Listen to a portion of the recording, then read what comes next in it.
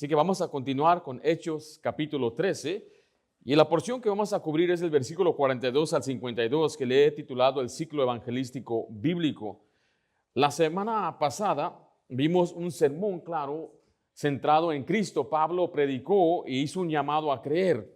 Ahora en este pasaje vamos a ver un rechazo voluntario por parte de algunos judíos.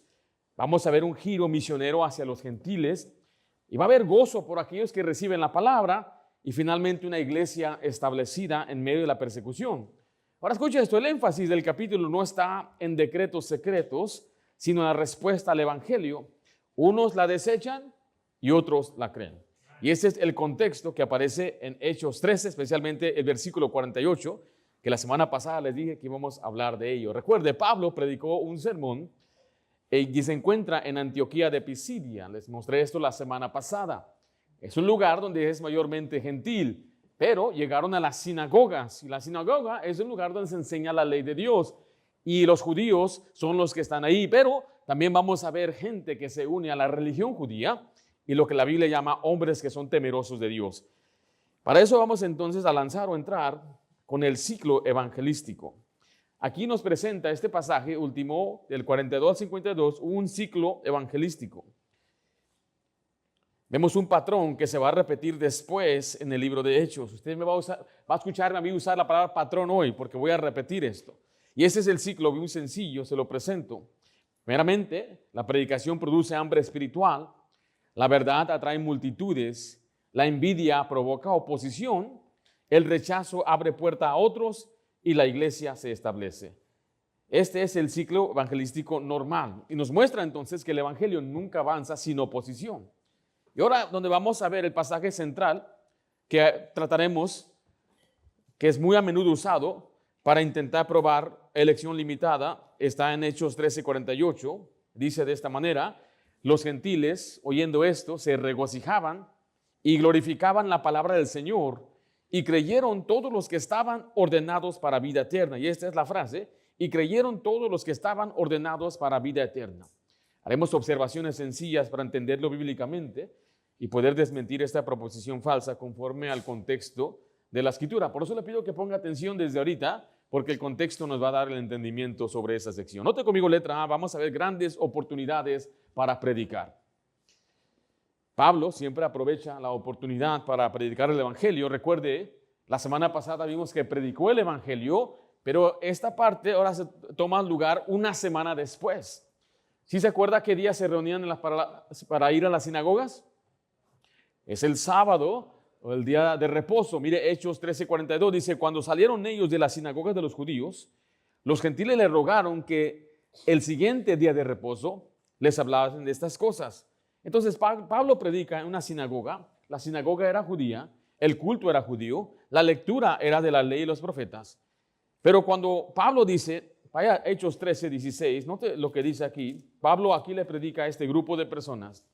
Dice: entonces Pablo, levantándose, hecha señal de silencio con la mano, dijo, note, varones israelitas y los que teméis a Dios. Ahora aquí podemos ver a dos grupos presentes, los israelitas y los que temen a Dios. ¿Quiénes son los israelitas? Bueno, los israelitas incluyen judíos étnicos y prosélitos que ya se integraron al judaísmo. Ahora, ¿qué es un prosélito? ¿O por qué usamos la palabra prosélito? La palabra prosélito es gentil que se había convertido formalmente al judaísmo, aceptando la ley y la circuncisión. Ahora regresemos ahí a Hechos 13, note el versículo 43. Y despedida la congregación, muchos de los judíos y de los, ¿qué dice ahí? Prosélitos. Entonces, ¿qué es un prosélito? Es un gentil que se convirtió formalmente al judaísmo y él aceptó la ley y también se ha circuncidado. Pero también existe aquellos que son temerosos de Dios y piadosos de Dios. Entonces, aquí está la congregación a la cual Pablo le predica. Hay israelitas étnicos, hay aquellos que se convirtieron al judaísmo y están los temerosos. ¿Quiénes son los temerosos de Dios? Bueno, son gentiles que creían en el Dios de Israel, asistían a la sinagoga, respetaban la ley, pero no se habían convertido plenamente.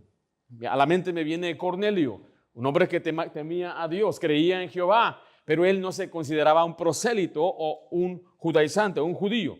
Ahora, quiero que note conmigo algunas cosas de este asunto. Mire lo que dice en Hechos 13:44. Había corazones hambrientos.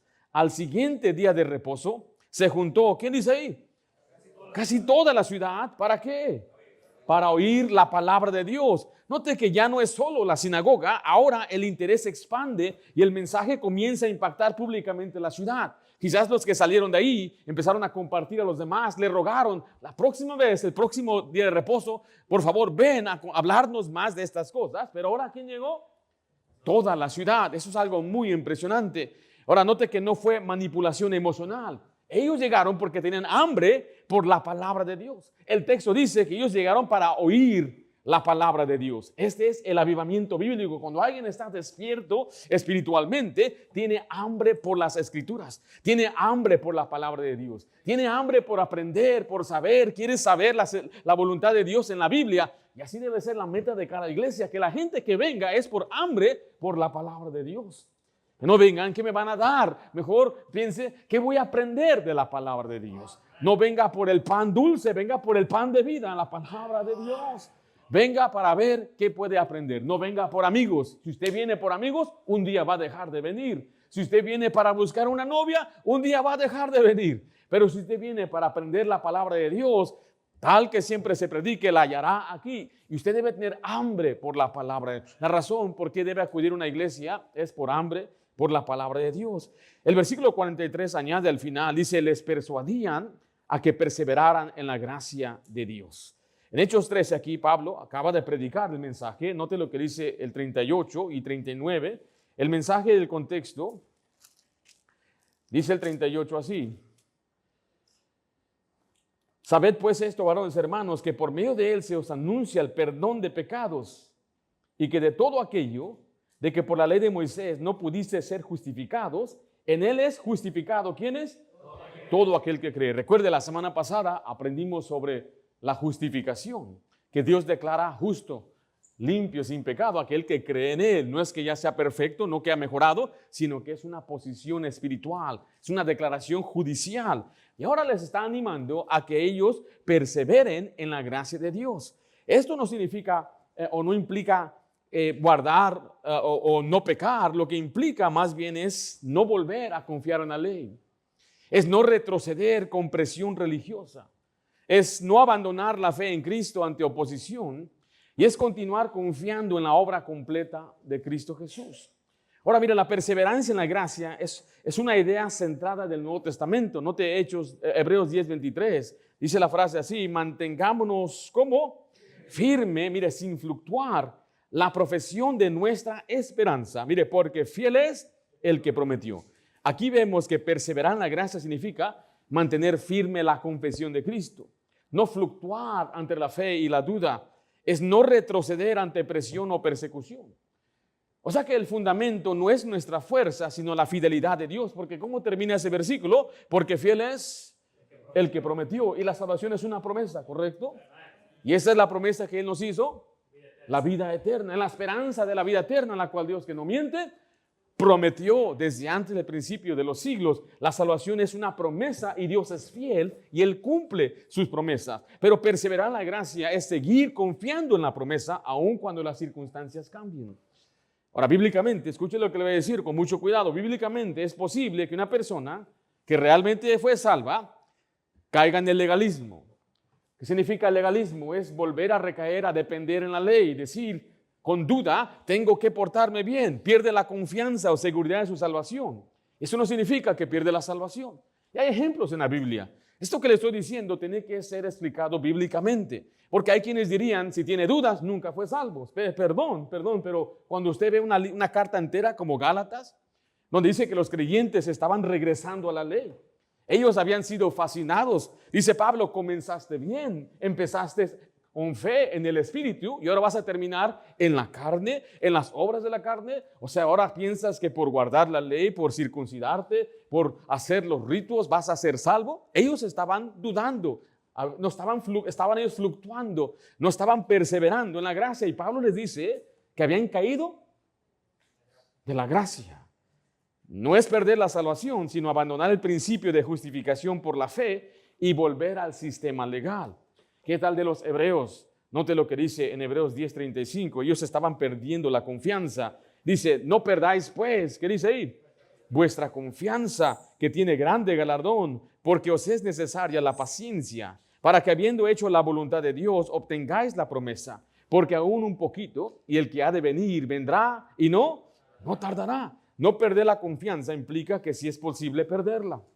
El hecho que les está diciendo que no la pierdan es una advertencia.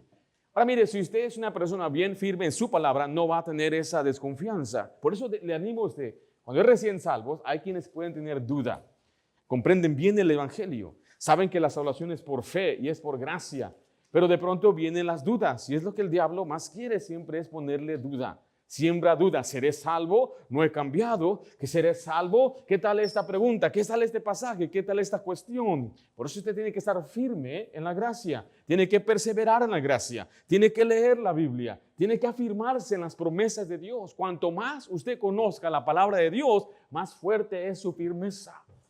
Ahora, algunos quizás que no han dudado, sinceramente, y lo digo como ejemplo de un niño que recibió a Cristo de 8 años, yo nunca tuve duda de mi salvación. Me enseñaron desde una edad pequeña, se me confirmó y se me enseñó acerca de la salvación por fe. Yo no tuve duda, ninguna vez yo he tenido duda de mi salvación. Desde que fui salvo, he tenido una seguridad.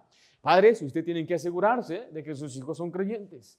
Usted tiene que compartirles el evangelio y hacerles preguntas. Papá me hacía muchas preguntas. Me decía, Ringo, ¿tú eres salvo? Dije, claro que soy salvo, ya lo recibí. Pero ¿qué tal si haces eso o aquello? Le dice, ¿eso qué tiene que ver? Yo le respondía así. La Biblia dice que es por fe, ¿no? Sí, sí es por fe. Yo hasta me molestaba. ¿Por qué me pregunta? Años después me doy cuenta que él estaba tratando de confirmar mi fe para ver si estoy yo perseverando en la gracia y no estoy dudando de mi salvación. A veces a mis hijas le hago lo mismo. Les enseñaba a mis hijas que la salvación era por Jesús. Le digo, si tú mueres hoy, ¿a dónde irías? Yo no sé. Le dice yo a Sarah una vez, Sarah, si tú mueres hoy, tú vas a ir al infierno. Me dice, está bien, y se iba a jugar contenta, porque ella no comprendía todavía. Pero me acuerdo que yo le estaba explicando, no sé si era a una de mis otras hijas mayores, y Sarah estaba escuchando. Pero esta vez ya Sarah vino con una diferente actitud. Ella estaba ahora preocupada por su alma. No quería irse al infierno. Entonces le compartí el evangelio de principio a fin. Y ahí ella pudo entender, y cuando yo le pregunté a ella, ¿qué tiene que hacer una persona para ir al cielo? Su respuesta fue, tengo que creer en Jesucristo. A veces mis hijas me decían, tengo que creer en Dios. Eso no es específico, eso no es suficiente específico. La respuesta tiene que ser, tengo que creer en Jesús. Le digo, ¿qué es creer? What does it mean to believe? What does that mean? ¿Qué significa? Ellas me tienen que decir, voy a confiar. O sea, ellos tienen que dar su profesión de fe cuando yo hago una pregunta. Le digo, ¿y si te portas mal? Me dicen, pues la pierdo. Pues, ¿qué pasó ahí? No lo han entendido. No han entendido. Entonces, ¿qué tengo que hacer yo como padre? Volver a enseñarle y volver a explicarle. Porque recuerde que la salvación es una doctrina. Romanos 6 dice aquella forma de doctrina a la cual recibiste. El evangelio tiene que ser obedecido y para obedecer se tiene que creer. Y para creer se tiene que entender. No es suficiente entenderlo, se tiene que creer. Y creer es confiar, es tener fe. Ahora, todo esto para decirle que sí, hay cristianos que no están bien arraigados. Por eso Pablo dice arraigados y sobreedificados y confirmados en la fe. ¿Por qué? Porque alguien puede venir y sembrar duda. Entonces, ¿qué es lo que un primer cristiano necesita inicialmente después de ser salvo? Es crecer o perseverar en la gracia, para que no esté confundiendo la santificación con justificación, para que no empiece a medir su salvación por el desempeño, para que no empiece a dudar por culpa, pecado, presión religiosa, para no volver a un sistema de méritos. Y esto afecta su gozo, su seguridad y su libertad. Pero la base de la salvación no es la confianza del creyente, es la promesa de Dios. Cuando una persona cree, ¿qué recibe?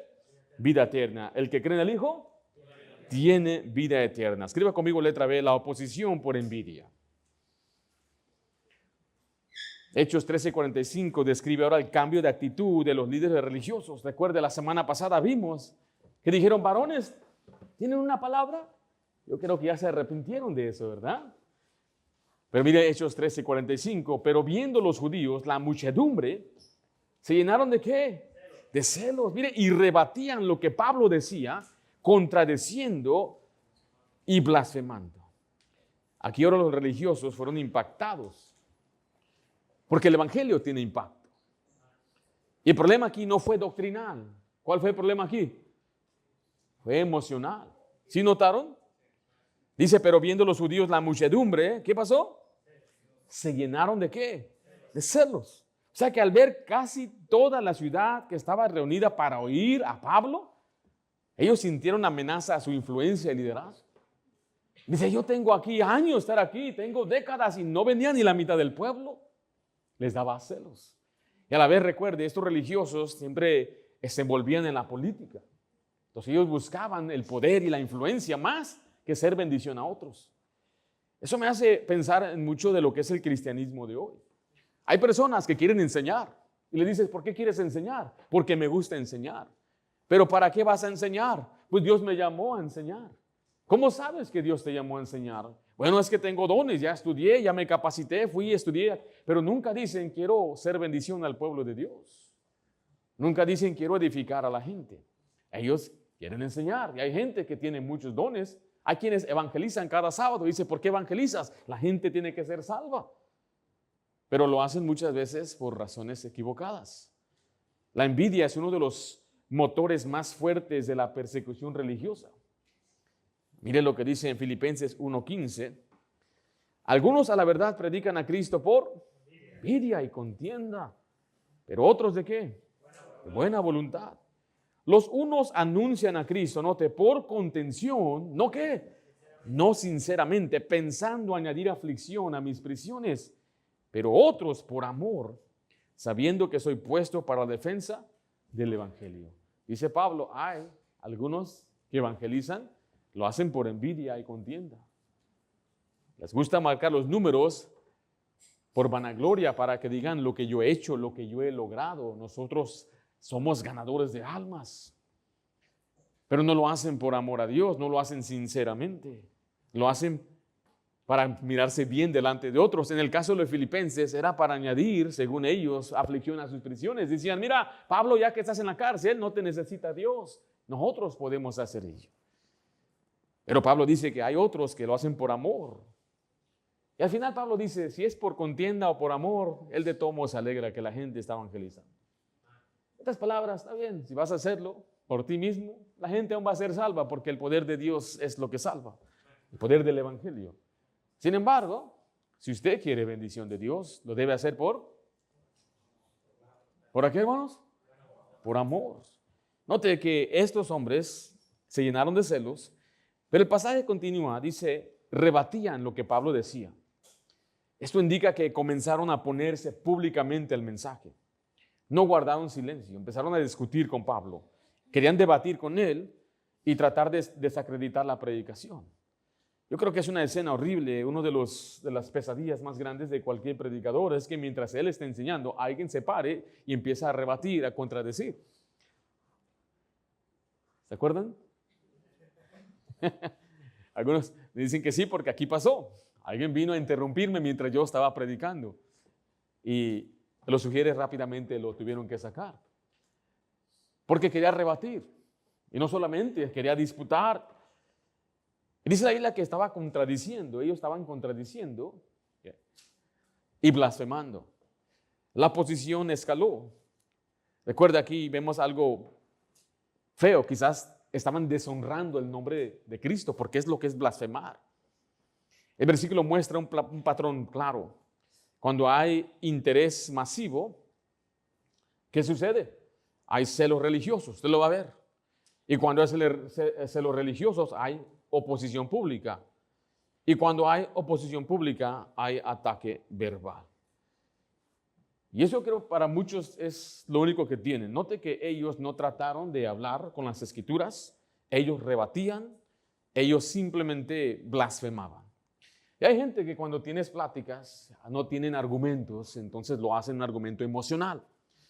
Cuando usted comparte el evangelio o quiere hablar con alguien que tiene una postura diferente, no se llene de emoción, no se enoje, no se encolerice, no salga enojado. Usted tenga paciencia. Cualquier argumento bíblico nunca debe ser personal. Debe ser entre esa persona y la palabra de Dios. Y si empiezan a atacarle a usted, entonces ya el argumento ya no es bíblico, ya no es algo que se puede rebatir. Ya no es algo que podemos nosotros discutir bien porque está usando ahora ataques. ¿Sí me estoy explicando? Entonces, todo esto lo estoy enseñando porque sé que ustedes evangelizan o hay quienes le van a hacer preguntas. Y a veces las preguntas vienen cargadas con preposiciones. Por eso los domingos en la mañana, cuando le presento una pregunta, tiene que saber que hay preguntas cargadas. Este próximo domingo vamos a hablar de algo interesante. Vamos a analizar, por ejemplo, si la tierra es plana a la luz de las Escrituras. Hay un sector de cristianos que usan la Biblia para explicar que el mundo es plano. Si usted piensa así, no se me enoje. Ya se enojaron algunos aquí.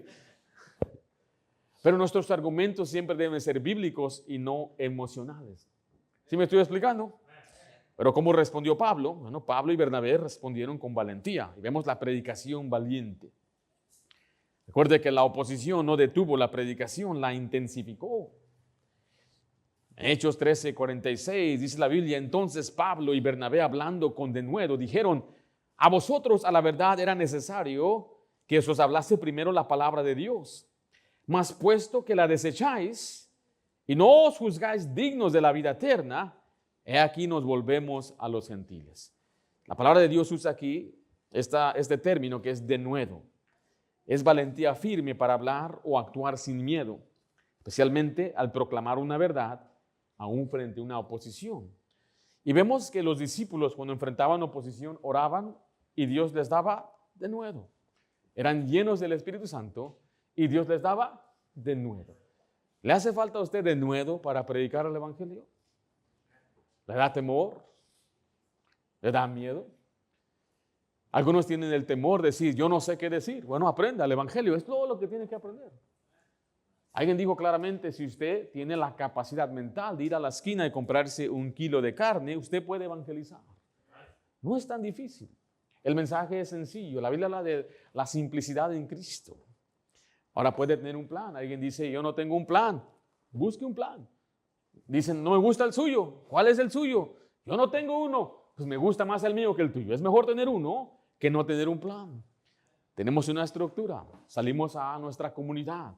Vamos puerta a puerta. Vamos a calles en las esquinas. Y no tiene que ser nada más con la iglesia. Hágalo con sus vecinos. Hágalos con sus parientes. Mi padre, cuando él fue a México, la primera vez después de ser salvo, fue sábado 92. Para el año 2000 fuimos a México. Y en México hicimos una gira como de 30 días. Mi papá pudo evangelizar a todos sus seres queridos. Le habló a todos. Y él yo miraba, yo aprendí mucho de él porque veía que él esperaba al momento después de orar. Él me dijo que él oró y ayunó por meses para este viaje, más que ir a ver a su familia, era predicarles el Evangelio. Yo miraba cómo él, con esa facilidad que Dios le dio, hablaba de una conversación y se abría. Dice, oye, ustedes que son cristianos, y ahí era la oportunidad. ¿Cómo está? ¿Qué pasó, Jorge? Y ahí es donde Jorge, mi padre, empezaba a predicar el Evangelio. No todos creyeron, no todos recibieron, pero muchos sí. Pero muchos a veces lo que nos hace falta es denuedo. Nos hace falta valentía. Nos hace falta, como dice la definición aquí, una firmeza, una valiente firmeza para hablar sin miedo. Especialmente cuando haya oposición. Pero ¿qué oposición tenemos aquí? ¿Qué es lo más fuerte que le ha pasado al evangelizar? ¿Alguien aquí lo han golpeado por evangelizar? ¿Lo han metido preso por evangelizar? ¿Te han gritado? Ay, ay, ay. Te gritaron fuerte. Un adulto se paró cerca de usted y habló bien fuerte. ¿Por qué lo hago así? Porque, mire, usted tiene que comprender que eso es lo peor que nos puede pasar en este país. Ni a la cárcel nos van a meter. Nos hemos metido muchas veces a apartamentos y nos amenazan con cárcel. Y digo, pues llámalo, pues aquí estamos, ya que. Ahora sí nos salimos con respeto, nos disculpamos. Viene una señora allá ya nos han corrido, ¿dónde nos corrieron? Ya nos corrieron ya de Walmart, nos corrieron también de la Northgate. ¿Dónde más nos corrieron, hermano? Food for Less, ya nos corrieron. Pero viene la señora, una vez vino, joven. Cuando me dijo joven ya me ganó.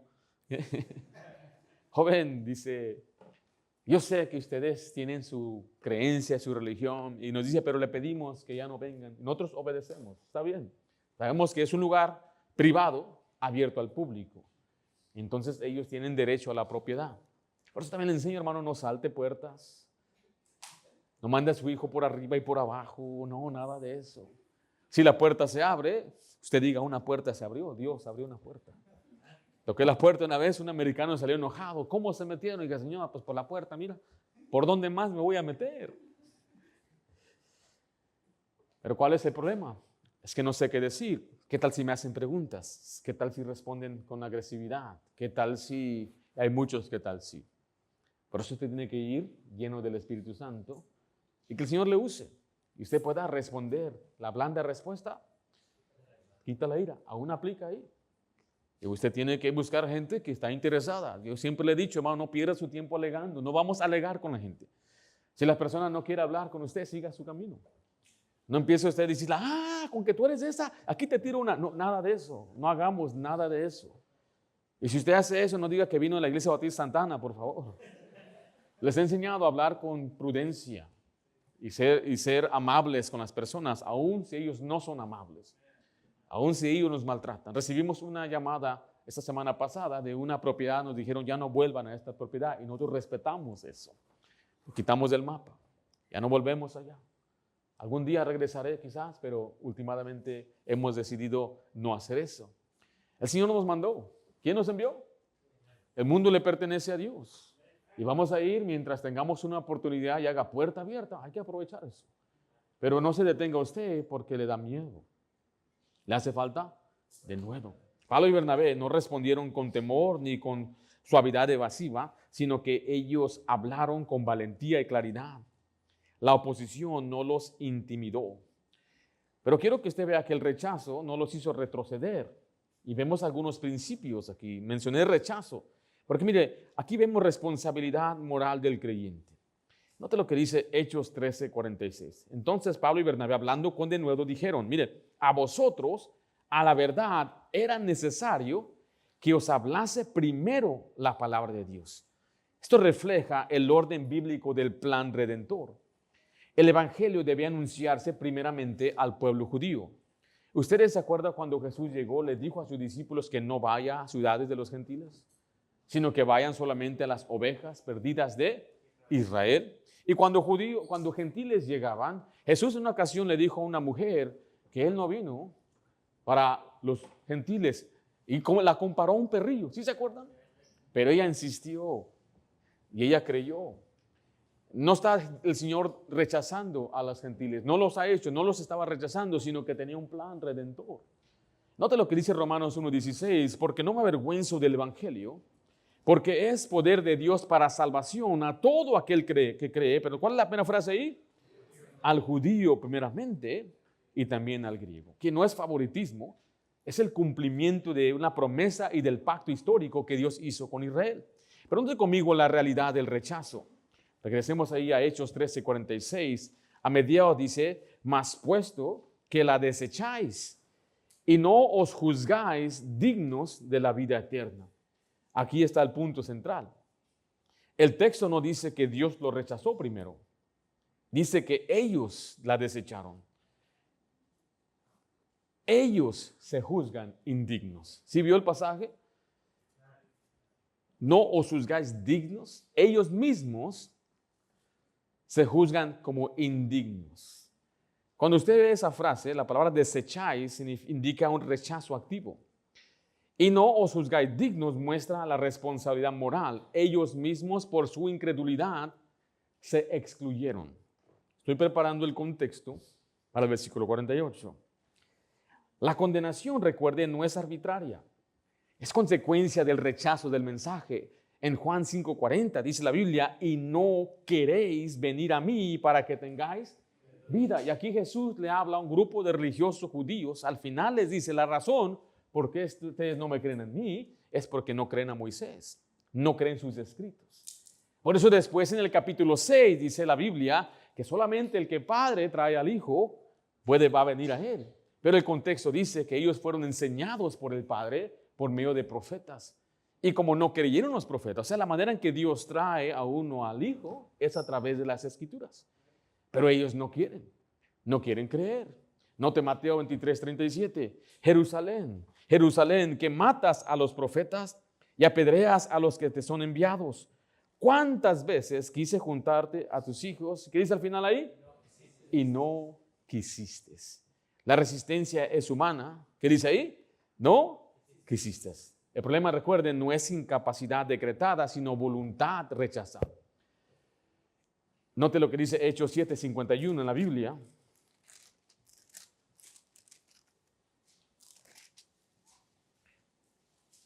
Duros de servicio, incircuncisos de corazón y de oídos, vosotros, ¿qué es la siguiente palabra?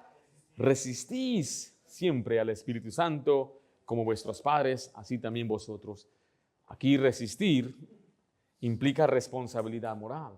Juan 3:18 dice así: el que en él cree no es condenado, pero el que no cree ya ha sido condenado. ¿Por qué? Porque no ha creído en el nombre del unigénito Hijo de Dios. Entonces la condenación viene ¿por qué?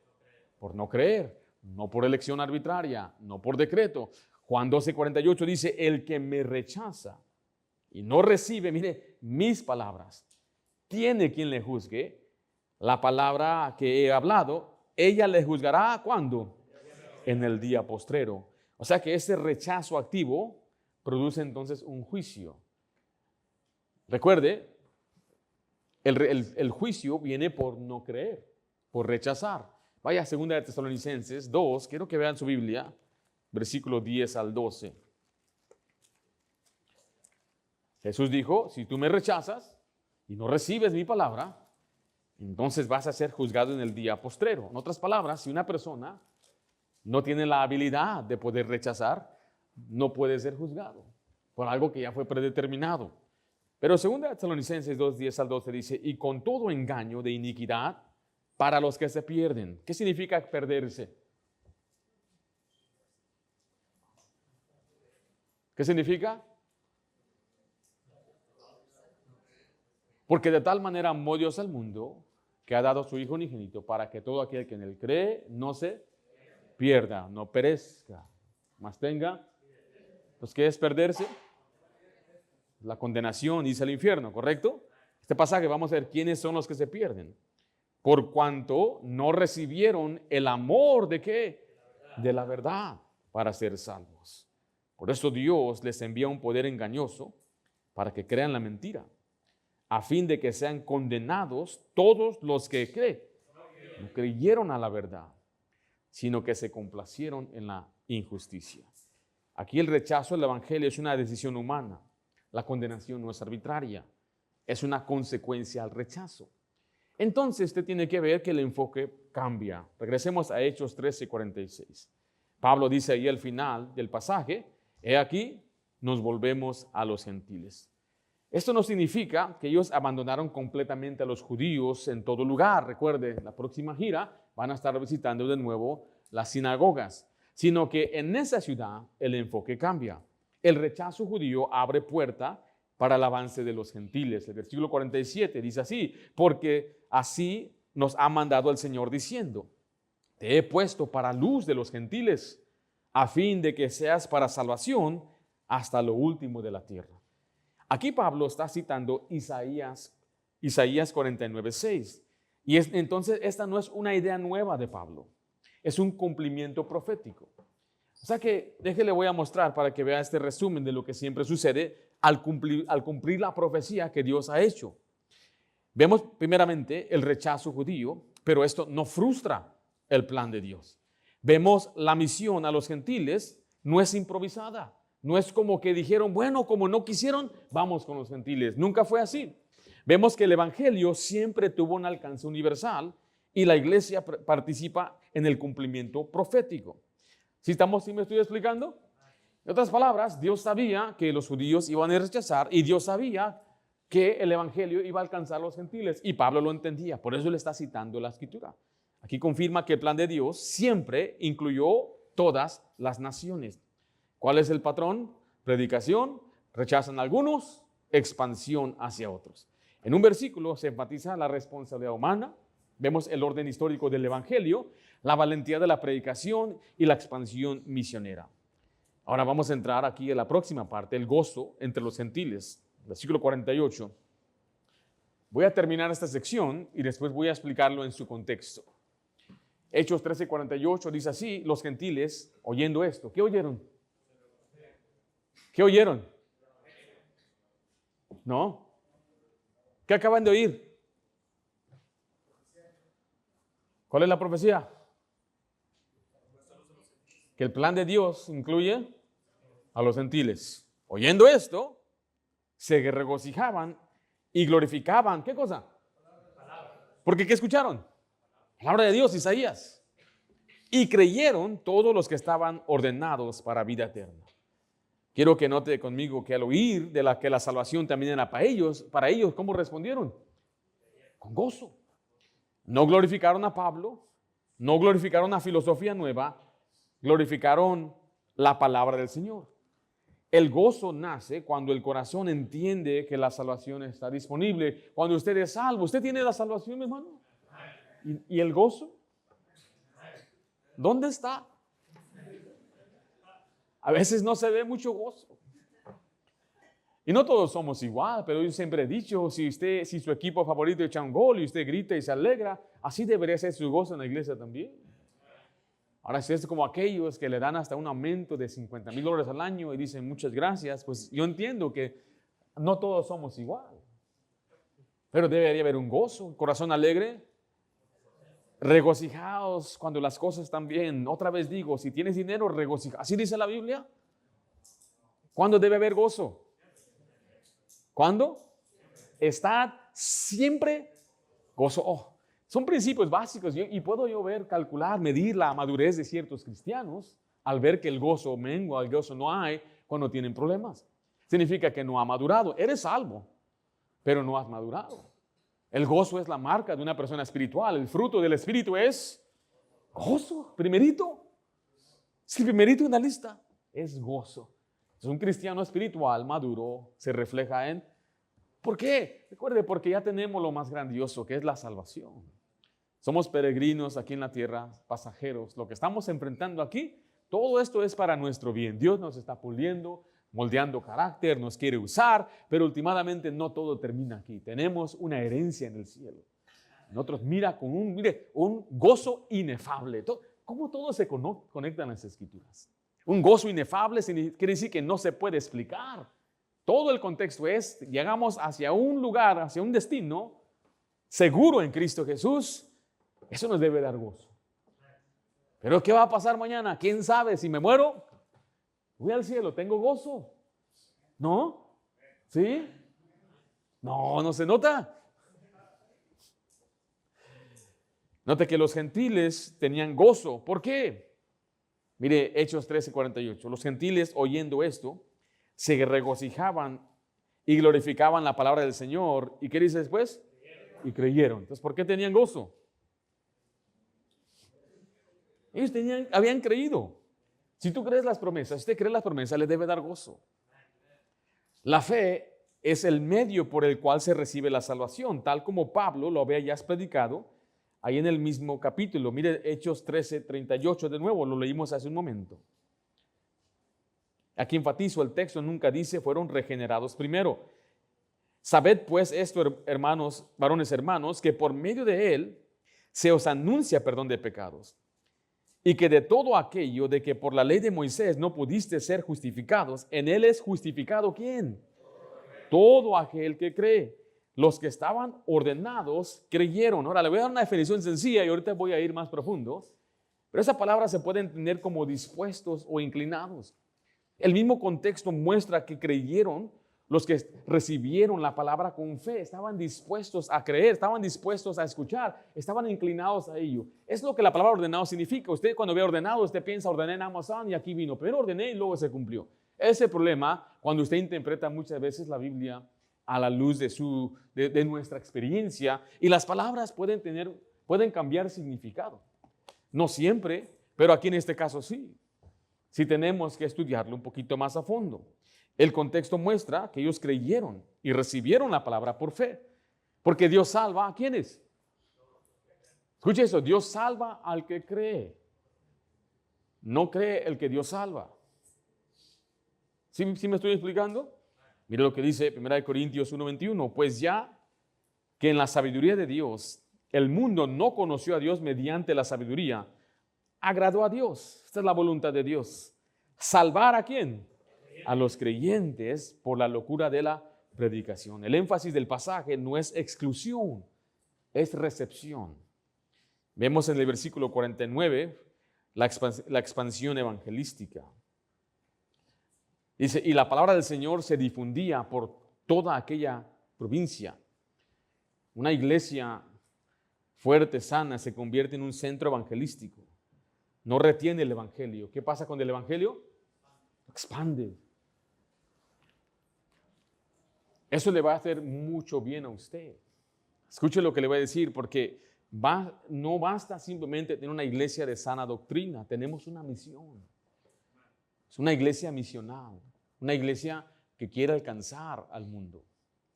¿Qué nos dice la gente, hermano, cuando nos encuentra? Ellos son cristianos, son salvos y nos encuentran evangelizando. Tocamos su puerta, ¿qué nos dicen? ¿Qué nos dice la gente cuando tocamos? Ellos, qué bueno que están haciendo ustedes. Échenle ganas. Qué bonito ustedes están evangelizando. ¿Le ha tocado eso, hermano? ¿Le han dicho eso a usted? Le dijo uno, qué bonito, ¿qué? Vente. ¿Tú eres salvo, sí? Una vez, hermano Oscar, ¿se acuerda, hermano Oscar? Usted me contó de una señora que ella ya era salva, pero estaba probando usted para ver si usted estaba predicando el evangelio. ¿Cuál fue su reacción? Se molestó porque le perdió el tiempo. Como ella está todo el tiempo de la vida, y los sábados ella se la pasa quizás nada más en Facebook. No, quién sabe qué hace. ¿Qué debemos hacer? Pues predicar, hermano. El evangelio se debe expandir. ¿Cómo se va a expandir? ¿Cómo? Que lo hagan los llamados, que lo hagan los pastores, que lo hagan los que tienen el don de evangelizar. Él tiene don de evangelizar. No hay don de evangelizar, hermanos. Los dones se encuentran en Hechos 13, pero no existe el don en Hechos 12 menciona 7 dones que hay, pero evangelizar es un mandato. Es como decir, yo no tengo el don de amar a mi esposa. Luego lo volteo yo. Entonces, ¿cómo va a expandirse el evangelio? ¿Cómo irán si no hay quien les predique? ¿Y cómo van a predicar si no fueren? Enviados. Nos vemos aquí a las 10:30 evangelizar. Quiero hablarles entonces del contexto de Hechos 13:48. Recuerde, siempre que estudiemos la Biblia tenemos que ver el contexto. Enseña este versículo la elección incondicional. Note Hechos 13:48, lo que la Biblia dice.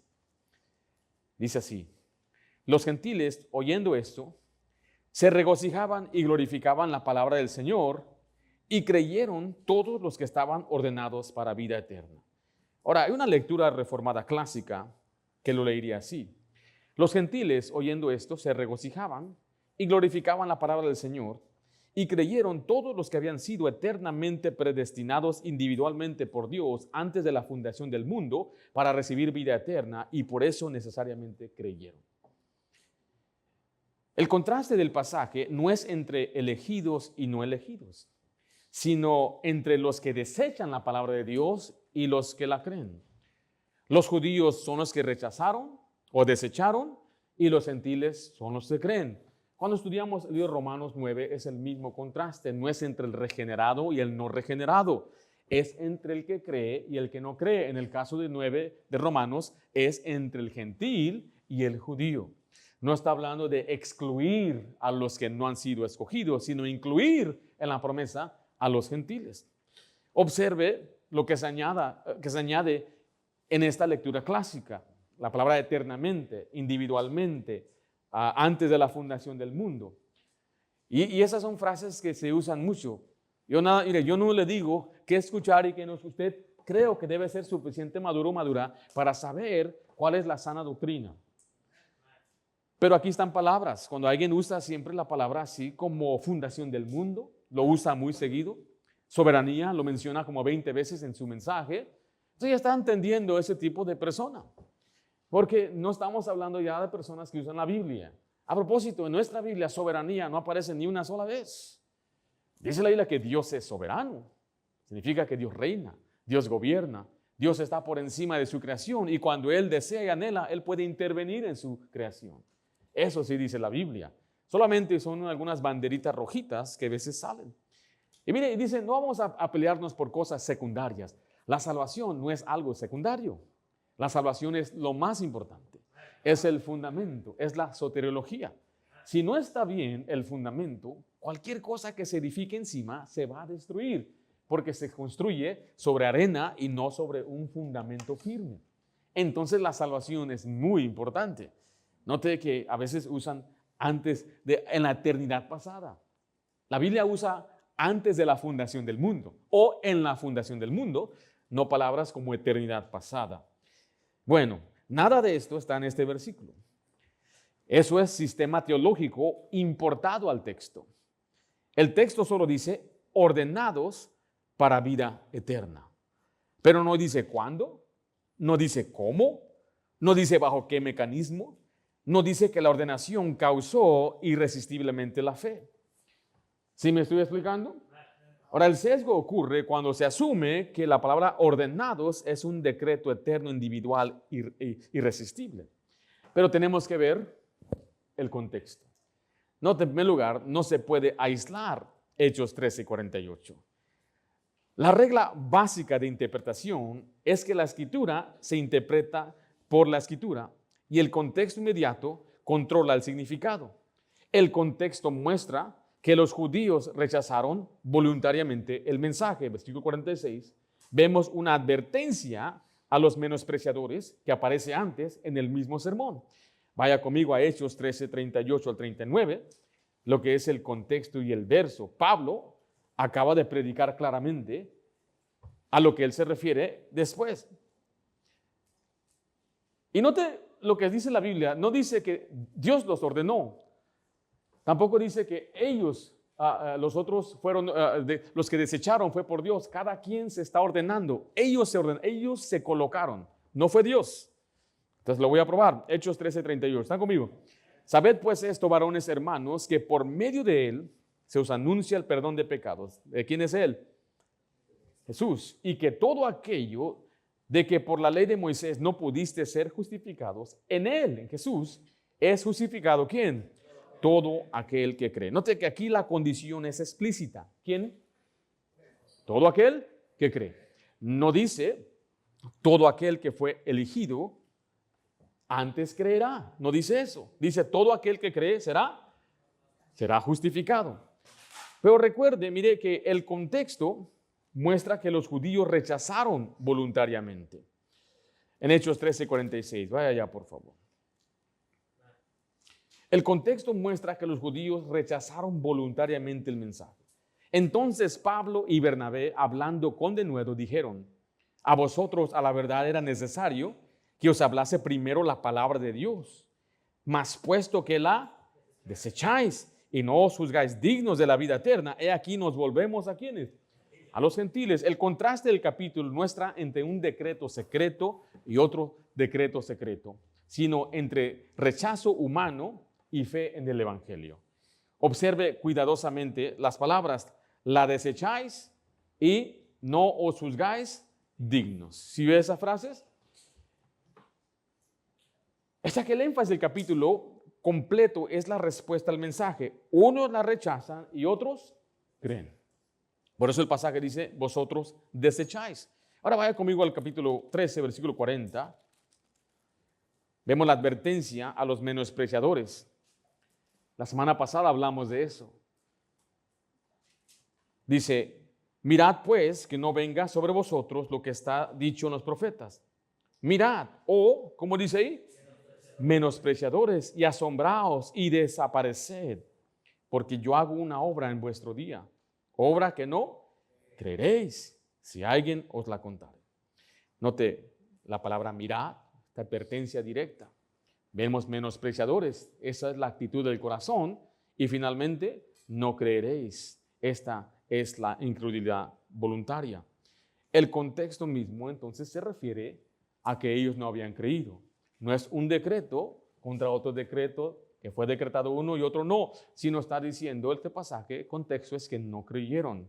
Ahora, mira, vamos a ver lo que significa la siguiente parte. Ordenados no significa que Dios los forzó a creer. La palabra griega, aquí voy, ¿listo para el griego? La palabra griega es katatagmenoi. Yo ni sé ni si lo estoy diciendo bien. ¿Pero usted lo está leyendo? Que viene de la palabra tazo. ¿Qué significa eso? Significa colocados, dispuestos, alineados, preparados, designados. No necesariamente significa predestinados individualmente antes de nacer para creer irresistiblemente. Pero un reformado le dirá, en todos los casos, esta palabra tazo en el Nuevo Testamento implica ordenación soberana. Y el problema es cuando usted no sabe la verdad, le pueden engañar y usted no tiene cómo defenderse. Ahorita le digo, no es verdad. Esta palabra tiene diferente significado. Depende del contexto. Por ejemplo, mire Romanos 13:1. Las autoridades que hay por Dios han sido ¿qué? ¿Sí están conmigo, hermanos? ¿Están qué? Hasta el último, ¿sí ve? Establecidas. Ahí es el orden establecido. La palabra establecido es la primera palabra tazo. No es predestinación, es algo que Dios estableció, ordenó. Es algo que Él colocó. Míralo, vaya conmigo en su Biblia, 1 Corintios 16:15. Usted va a ver la frase, se han dedicado. Y esa frase es la misma, viene de la misma raíz del verbo tazo. 1 Corintios 16:15 dice, ¿sabéis que la familia de Estefanas es la primicia de Acaya y que ellos, ¿qué dice ahí? Se han dedicado al servicio de los santos. Esa frase, la frase se han dedicado proviene del griego, de esa palabra que usted ve ahí. No sé si es ektaxan. No voy a decir que nadie sabe, pero sí sé que esa frase, según el diccionario griego, es del verbo tazo. ¿Qué significa tazo? Colocados, dispuestos, alineados, preparados o designados. Ahora ellos dirán, el texto no dice que creyeron y luego fueron. Ellos dirán, el texto no dice que creyeron y luego fueron ordenados. Claro que no. Dice que estaban ordenados y por eso creyeron, pero tampoco dice eso. El versículo no dice ordenados para creer. ¿Dice eso el pasaje que leímos? Dice, ¿ordenados para qué? Para vida eterna. Ahí está la diferencia. Porque también Juan 1:12, ¿qué nos dice? Mas a todos los que le recibieron, a los que creen a su nombre, le dio potestad de ser hechos hijos de Dios. ¿Qué dice el 13? Los cuales no son, no dice los cuales no son salvos o los cuales no creyeron, porque ahí también empiezan a usar ese pasaje. Otro pasaje que tuercen a veces es Juan 3, donde dice, no todo tienes que nacer de nuevo, ¿para qué?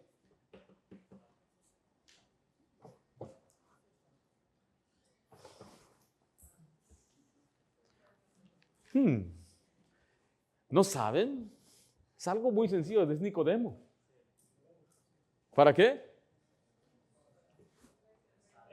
No es ser salvo. Sí, ahí estás. Te caíste, mi querido hermano. Es para entrar al reino de Dios. Entonces tenemos que ver lo que dice la Biblia. Este pasaje nos dice que fueron ordenados para creer o ordenados para ser salvos, ordenados para vida eterna. Ahora, le estoy diciendo esto porque eso es diferente. El texto afirma, creyeron todos los que estaban ordenados para vida eterna. La fe es el medio y la vida eterna es el destino. O sea que la Biblia consistentemente dice que Dios ha determinado que todo aquel que cree tendrá vida eterna. Y eso se llama la analogía de la fe.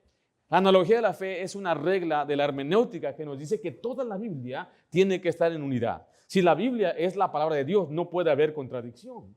Entonces, ¿qué es lo que dice la Biblia? Siempre es la fe y después es la salvación. Es la fe y después la vida eterna. Es la fe. Ellos oyeron, creyeron y fueron salvos. Ellos oyeron, recibieron y fueron salvos. ¿Sí me estoy explicando? Entonces, todo esto se lo estoy diciendo porque Juan 3:16 es el pasaje más hermoso en la Biblia. Pero qué triste que puede ser manipulado para explicar que solamente es un grupo de elegidos en el mundo y no todo el mundo. Dice Juan 3:16, porque de tal manera amó Dios al mundo, que ha dado a su Hijo unigénito, para que todo aquel que en Él cree no se pierda, mas tenga vida eterna. Dios ha ordenado el destino de los creyentes. ¿Es qué? Vida eterna. ¿Están conmigo, hermanos? ¿Sí tienen gozo? No ha forzado fe individual a algunos específicos. Ahora quiero que usted note conmigo, la tercera parte es la ordenación hacia la vida eterna, no sobre creer o hacia creer. Mire el Juan 20:31.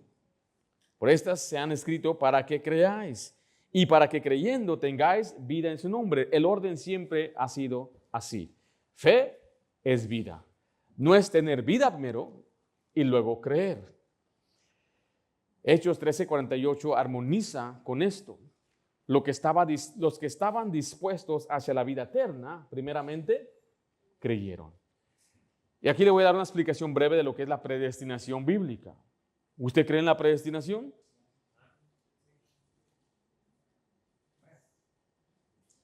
Yo le he preguntado a muchos pastores si creen en la predestinación. Me dicen, ¿cómo voy a creer eso? Digo, pero está en la Biblia. Aparece 4 veces. 2 veces aparece en Efesios y 2 veces en Romanos. Aparece en la Biblia. Tenemos que creer en la predestinación. Si usted cree en la Biblia. El argumento que he escuchado del reformado es, entonces no crees la Biblia. Son muy sutiles. Porque nosotros hemos malentendido la predestinación. Pero la predestinación en verdad es una palabra que confirma la seguridad de salvación. La predestinación en la Biblia no es que Dios decidió quién creerá. La predestinación es la decisión de Dios de que todo el que cree en Cristo será glorificado, recibirá la redención de su cuerpo y heredará la vida eterna. La predestinación en la Biblia es así. Hoy estamos en el 2026. Jesús murió hace aproximadamente 2000 años. El momento que usted creyó, usted fue predestinado para el día de la redención. La predestinación va de la mano con la adopción. La adopción no es en el término moderno que usted y yo lo vemos, que buscamos a un niño sin padres y ahora es parte de nuestra familia. Nosotros nos convertimos en hijos de Dios por regeneración, por nacimiento y por la fe. La adopción es recibir los derechos del heredero. En otras palabras, usted y yo no hemos recibido nuestra herencia aún. La adopción bíblica es un término legal que Pablo usa en Romanos y en Gálatas. Entonces la adopción es el futuro, la redención del cuerpo. Pero hoy Dios nos dio las arras del Espíritu Santo. Nos dio el Espíritu Santo como la garantía. Nos dio, escuche, el espíritu de adopción. ¿Sí ve cómo todo va junto? No hemos recibido la adopción, nos dio el Espíritu. Es una promesa. Entonces, del momento que usted cree en Cristo, usted es sellado por el Espíritu Santo y es predestinado. Entonces, por eso es bíblico que la salvación es eterna y no la puede perder, porque Dios ya predeterminó su destino.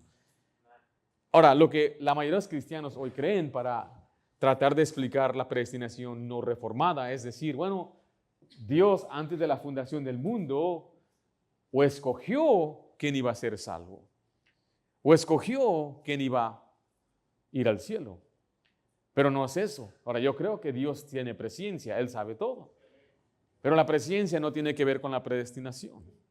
Por otro lado, hay otro sector, la reacción dentro del mismo movimiento reformado, surgió los arminianos. Jacobo Arminio tenía algunas dudas y empezó a enseñar. A propósito, él nunca dejó de ser seguidor de Calvino y él siempre se consideró dentro de esa atmósfera.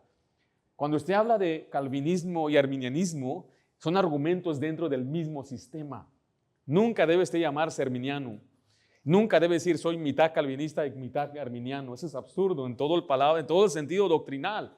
No somos ni uno ni el otro. No tiene que haber una dicotomía falsa.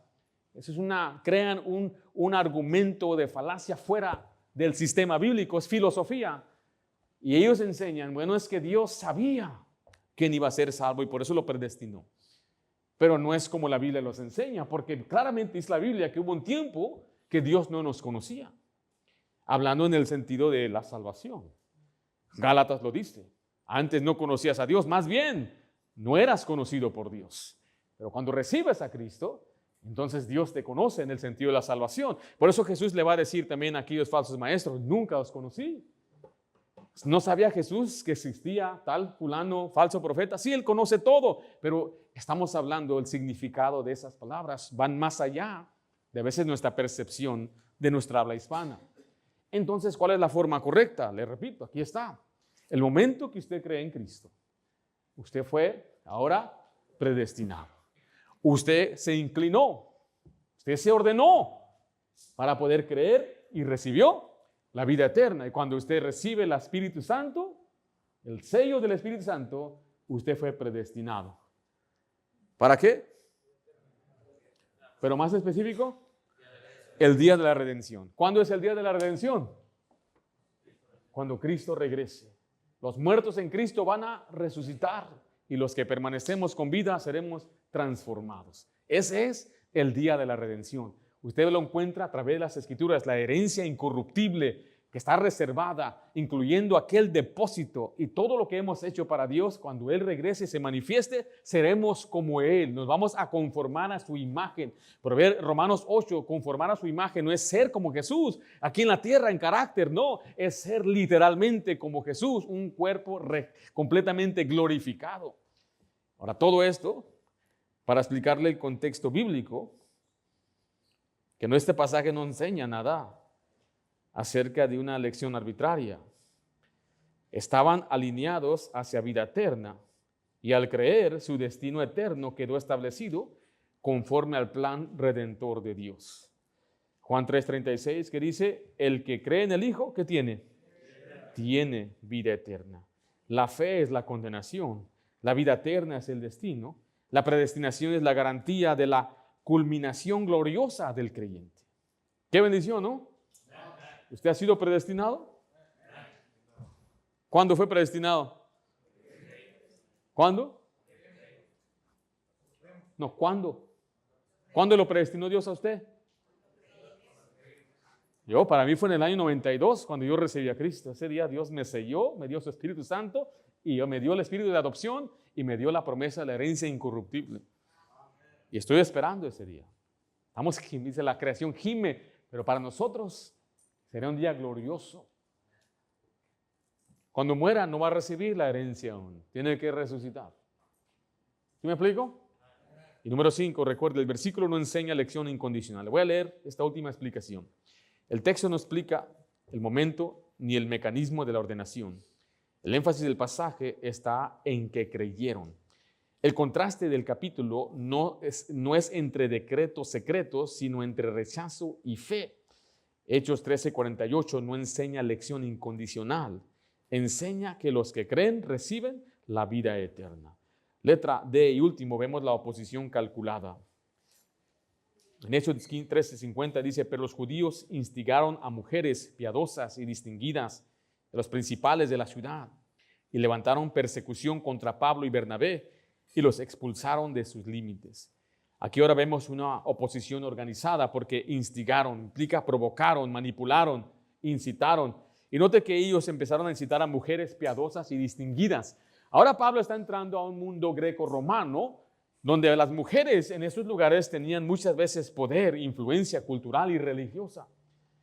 Y no solamente ellos, dice el pasaje, los principales de la ciudad. Eran líderes civiles, autoridades locales. Ahora la oposición pasó de la religión a lo político. Y ese es el patrón que vemos siempre en estos pasajes. Hay rechazo doctrinal, manipulación social, hay presión política, persecución legal y levantaron persecución contra ellos. Mire, Hechos 13:50, dice la Biblia al final, y levantaron persecución contra Pablo y Bernabé. ¿Y qué hicieron? Los expulsaron de sus límites. Los sacaron oficialmente del territorio.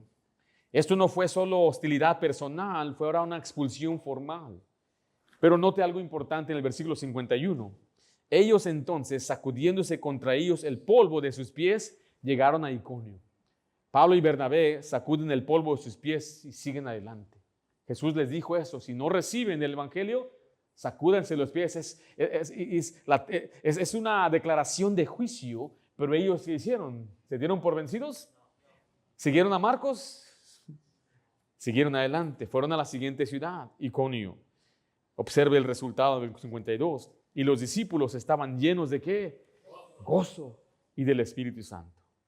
Una iglesia quedó establecida y lo puede ver después si quiere escribir Hechos 14, 21 al 23, porque ellos regresan a esta área, a esta región, para fortalecer a las iglesias que están aquí.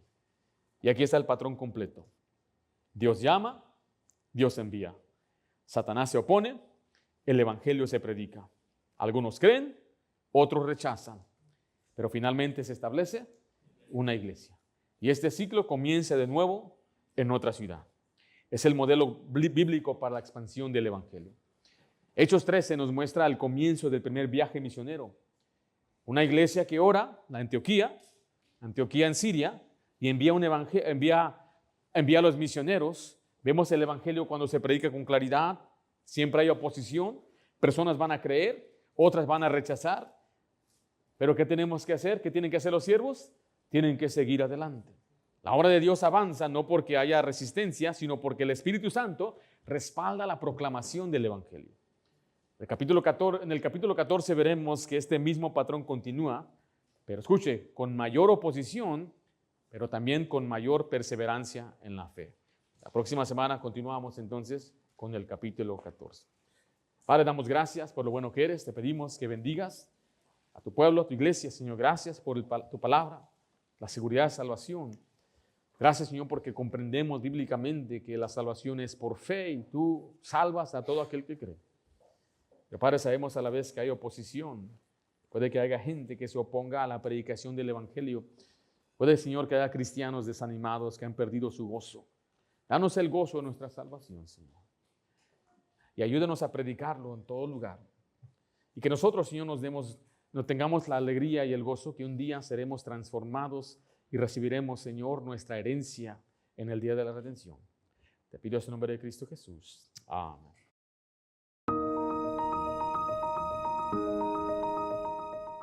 Gracias por escuchar los mensajes de la Iglesia Bautista de Santa Ana. Esperamos que la predicación haya sido bendición para su vida. Y si es así, comparta este mensaje con otra persona. Si es su primera vez, queremos darle gracias por honrarnos con su presencia y por ser nuestros invitados. Como iglesia queremos proveerle oportunidades para crecer. En los siguientes momentos estaremos anunciando los próximos eventos. Le invitamos a que planee su calendario con nosotros. Así que sea partícipe del horario de nuestra iglesia. Fortalezca su fe por medio de la predicación y la enseñanza los domingos a las 10 de la mañana. Crezca en el conocimiento de la palabra de Dios y aprenda cómo aplicarla a su vida diaria los domingos a las 6 de la tarde. Acompáñenos los miércoles a las 7 para nuestro estudio bíblico, donde estamos estudiando la Biblia versículo por versículo del libro de Hechos. Para ponerse al día con nuestro estudio, vaya a nuestro canal de YouTube y vea los sermones anteriores. Jóvenes, acompañen los viernes a las 7 de la tarde para nuestro servicio juvenil. Para más información sobre nuestra iglesia y los eventos del año, visítenos en la web en santaanabaptist.org y planee su calendario con nosotros. O descargue nuestro boletín digital con nuestro código QR. También visítenos en YouTube, Facebook para ver los mensajes de nuestra iglesia o escúchenos en Spotify. Todos los mensajes son grabados y subidos a nuestro canal, Iglesia Bautista de Santa Ana. Si se perdió un servicio, no se pierda el mensaje. Gracias por estar con nosotros el día de hoy. Y si es su primera vez, le queremos decir que no queremos algo de parte de usted, sino más bien queremos algo para usted. Que su vida sea bendecida por medio de Cristo y su palabra. Dios les bendiga y tengan un buen día en la Iglesia Bautista de Santa Ana.